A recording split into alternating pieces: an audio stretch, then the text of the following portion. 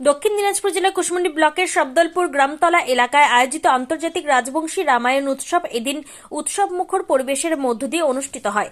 দুদিনব্যাপী এই বর্ণাঢ্য সাংস্কৃতিক অনুষ্ঠানে ভক্ত, সংস্কৃতি প্রেমী ও সাধারণ মানুষের ভিড় ছিল চোখে পড়ার মতো। অনুষ্ঠানে প্রধান অতিথি হিসেবে উপস্থিত ছিলেন কেন্দ্রীয় প্রতিমন্ত্রী তথা বালুরঘাট লোকসভা কেন্দ্রের সাংসদ সুকান্ত মজুমদার। তিনি তার বক্তব্যে রাজবংশী রামায়ণ গানের ঐতিহ্য, লোকসংস্কৃতির গুরুত্ব এবং আগামী প্রজন্মের কাছে এই সংস্কৃতিকে পৌঁছে দেওয়ার প্রয়োজনীয়তার উপর জোর দেন। এছাড়াও উপস্থিত ছিলেন জেলা বিজেপির সভাপতি স্বরূপ চৌধুরী, জেলা সাধারণ সম্পাদক তাপস চন্দ্র রায় সহ অন্যান্য বিশিষ্ট ব্যক্তিবর্গ।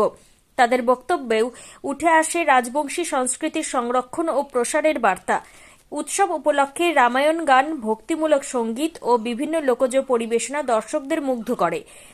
আয়োজক কমিটির পক্ষ থেকে অতিথিদের সংবর্ধনা জানানো হয় এবং সমগ্র অনুষ্ঠানটি সুশৃঙ্খল ও মর্যাদাপূর্ণভাবে সম্পন্ন হয়।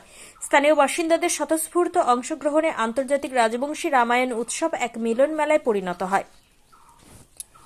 দক্ষিণ দিনাজপুর থেকে বাবাই সূত্রধরের রিপোর্ট, নিউজ ফার্স্ট বাংলা।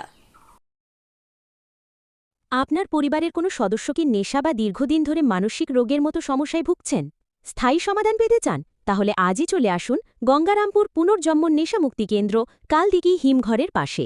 এখানে নেশা, মানসিক রোগের চিকিৎসা, পুনর্বাসন, মেডিটেশন, যোগব্যায়াম, কাউন্সেলিং ও ডাক্তারের পরামর্শ দিয়ে রোগীকে সুস্থ করে তোলা হয়।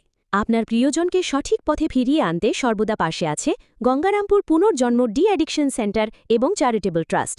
আমাদের ঠিকানা দক্ষিণ দিনাজপুর, গঙ্গারামপুর, কালদিঘি হিমঘরের পাশে। যোগাযোগ 8670149220।